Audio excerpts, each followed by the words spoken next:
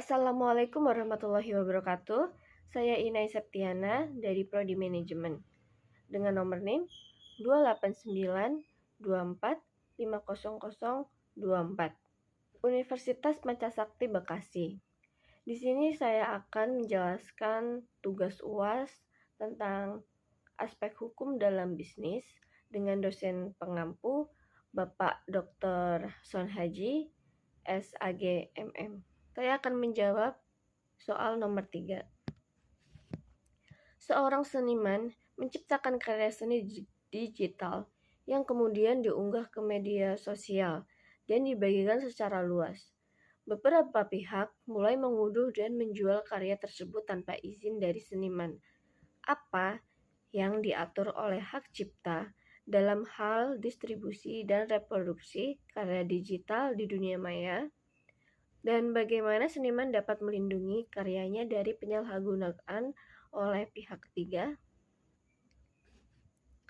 Hukum hak cipta mengatur distribusi dan reproduksi karya digital di dunia maya melalui beberapa ketentuan, yaitu ketentuan utama. Pertama, larangan reproduksi. Melarang perbanyakan atau penggandaan karya tanpa izin pemilik hak cipta. Yang kedua, larangan distribusi. Melarang pendistribusian karya tanpa izin pemilik hak cipta.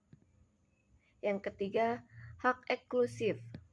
Memberikan hak eksklusif kepada pemilik hak cipta untuk mengontrol penggunaan karyanya.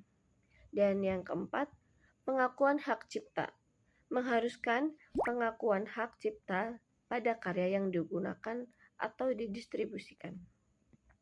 Dan lalu, bagaimana seniman dapat melindungi karyanya dari penyalahgunaan oleh pihak ketiga? Pelindungan karya digital bisa dilakukan dengan cara pertama, mendaftarkan karya.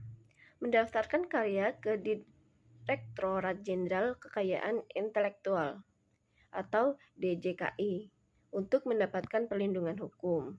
Yang kedua, menggunakan lisensi. Menggunakan lisensi seperti Creative Commons untuk mengatur penggunaan karya. Yang ketiga, menggunakan teknologi DRM. Menggunakan teknologi Digital Rights Management DRM untuk melindungi karya dari pembunuhan dan penggandaan tanpa izin. Keempat, memantau penggunaan. Memantau penggunaan karya internet dan melaporkan pelanggaran hak cipta. Yang terakhir, menggunakan watermark. Menggunakan watermark untuk mengidentifikasi karya dan mencegah penggunaan tanpa izin.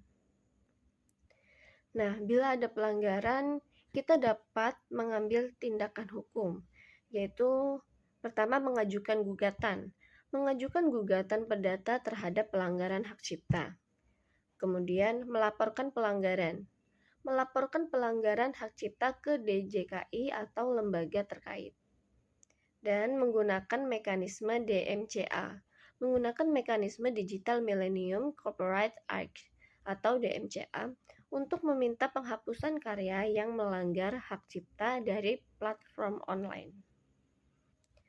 Semua telah diatur dalam sumber, yaitu Undang-Undang Nomor 28 Tahun 2014 tentang Hak Cipta.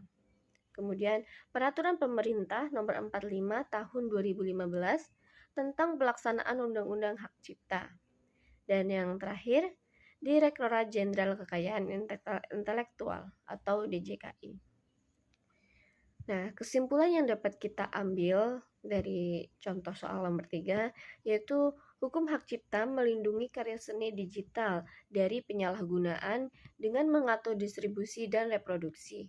Seniman dapat melindungi karyanya dengan mendaftarkan, menggunakan lisensi, memantau penggunaan. Jika terjadi pelanggaran, seniman dapat mengambil tindakan hukum untuk mempertahankan haknya. Sekian jawaban dari saya. Kurang lebihnya mohon maaf. Wassalamualaikum warahmatullahi wabarakatuh.